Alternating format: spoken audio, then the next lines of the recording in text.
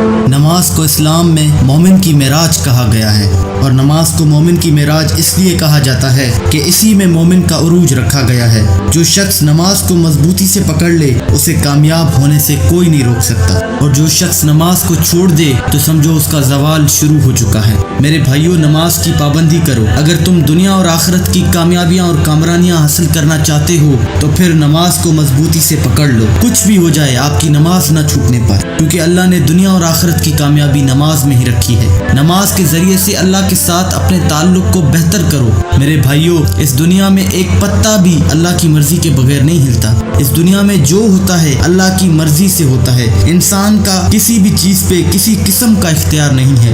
انسان کسی چیز کو حاصل کرنے کے لیے کتنی بھی محنت کیوں نہ کر لے، کامیابی اللہ نے اپنے ہاتھ میں ہی رکھی ہے۔ تو میرے بھائیو، جب ہم جانتے ہیں کہ اللہ کی مرضی کے بغیر کچھ بھی نہیں ہو سکتا، جب ہم جانتے ہیں کہ اللہ کی مرضی کے بغیر کسی بھی محاذ پر کامیابی ممکن نہیں ہے، چاہے وہ دنیا کا محاذ ہو یا پھر آخرت کا، تو پھر کیا ہمیں اپنے رب کے ساتھ اپنے تعلق کو مضبوط نہیں کرنا چاہیے؟ اگر ہم اپنی مشکلات کا حل چاہتے ہیں تو کیا وہ اللہ کی رضا کے بغیر ممکن ہے؟ نہیں ہے میرے بھائیو۔ جب تک ہم اللہ کے ساتھ اپنا تعلق نہیں بنائیں گے، یوں ہی بھٹکتے رہیں گے، کامیابی کے پیچھے بھاگتے رہیں گے، لیکن کامیابی ہمارے ہاتھ نہیں آئے گی۔ اور میرے بھائیو، نماز کو صرف ایک فرض کی طرح نہ دیکھو۔ نماز تو اللہ کے ساتھ ملاقات کا ایک موقع ہے۔ جب انسان کسی کے ساتھ محبت کرتا ہے تو وہ کیسے اس سے ملنے کے لیے تڑپتا ہے، اس کے ساتھ ملاقات کے لیے بے چین ہوتا ہے۔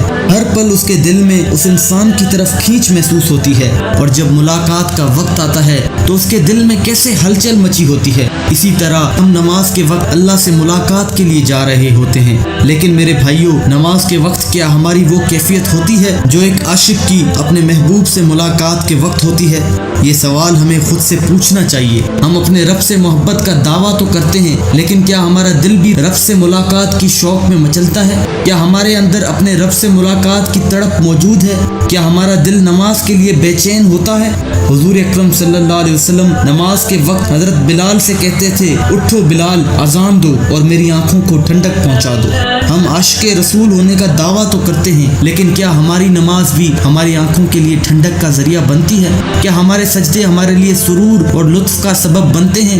یہ سوال ہمیں خود سے پوچھنا چاہیے، اور اگر ان سوالوں کا جواب نہ میں ہو تو اس کا مطلب ہمارا اللہ اور اس کے رسول کے ساتھ تعلق کمزور ہے، اور اس تعلق کو بہتر بنانے کی ضرورت ہے۔ اللہ سے دعا ہے کہ اللہ ہمارے دلوں میں اپنا اور اپنے رسول کا حقیقی عشق پیدا کرے، اور اللہ ہمارے سجدوں کو وہ سرور اور لطف بخشے جو ہمارے دلوں میں نماز کا شوق پیدا کرے، اور اللہ سبحانہ و تعالیٰ سے ملاقات کے لیے تڑپ